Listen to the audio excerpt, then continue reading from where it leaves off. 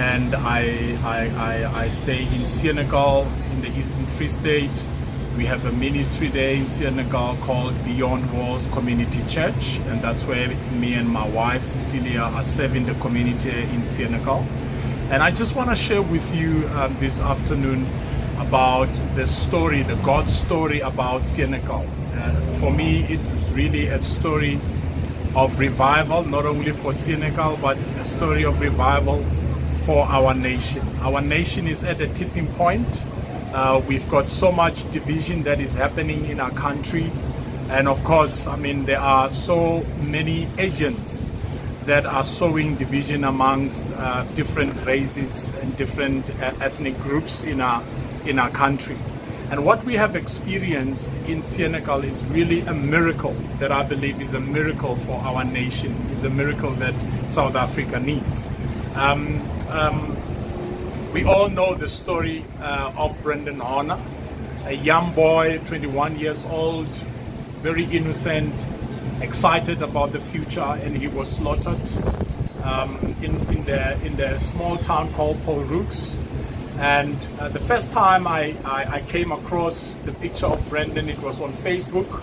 When I saw the picture, it really hit something deep down in my heart. As a black South Africans, I mean, we always hear about the killing of the farmers.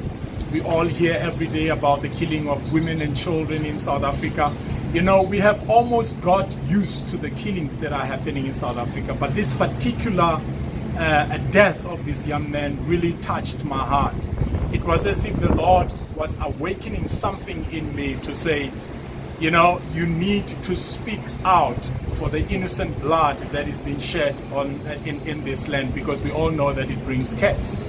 And I couldn't shake that off, and I just felt in my heart, I need to be bold, I need to stand up for what is truth. And I put the face of Brendan on my Facebook profile, and I challenged my friends on Facebook, and I said, if you believe that innocent life and innocent blood that is shed in this country is wrong and it has to stop, I challenge you to put the face of Brendan Horner on your Facebook. And I mean, if you do something like that in South Africa that is so divided, a lot of people will challenge you. And I was very challenged. I mean, even some of my friends that we grew together in the grace, you know, they couldn't understand why I was doing that. There's so many black people that are dying.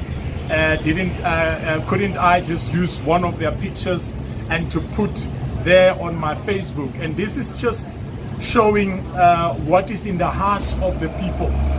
That act provoked something in many people's hearts. And then the incident happened where the farmers were very emotional, and then they stormed into the court, and the whole story, everyone know about what happened there, and it was chaos. I mean, that day I remember I told my wife, I said, we're gonna go to the march because we wanted to also to show solidarity to the farmers and also the family. And we took our young boy Jaden with, and we were ready to go and to support, because we believe it was wrong, you know, because for us it was not a white boy. For us it was a human. It was somebody's son. It was somebody's brother. It was somebody's friend. It was a citizen of South Africa. And that's how we even taught our children, you know, you never judge a person by the color of their skin.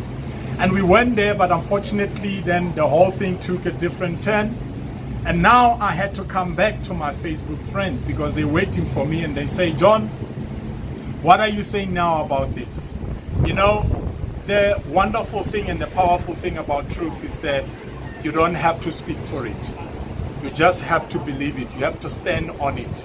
We stood on the truth that whatever happened, whatever the farmers did, we know that it was wrong. They were emotional, but it was a scenery that was so used even in South Africa. It was just that it was unique. It was done by a different group that we were not expecting. But to cut the long story short, the Lord spoke to us. We went up to the hill to pray with my wife, And as we were praying, because we felt that there was a spiritual warfare that is taking in the spirit, the Lord spoke to us. And the Lord spoke to me and said, bring all the leaders in Senekal. We brought the EFF, the ANC, we brought all these leaders in Senekal, even from the white community. And God did something in that meeting. People were very emotional. I mean, it was very tense. But there was a time in the meeting that God changed the hearts of the leaders.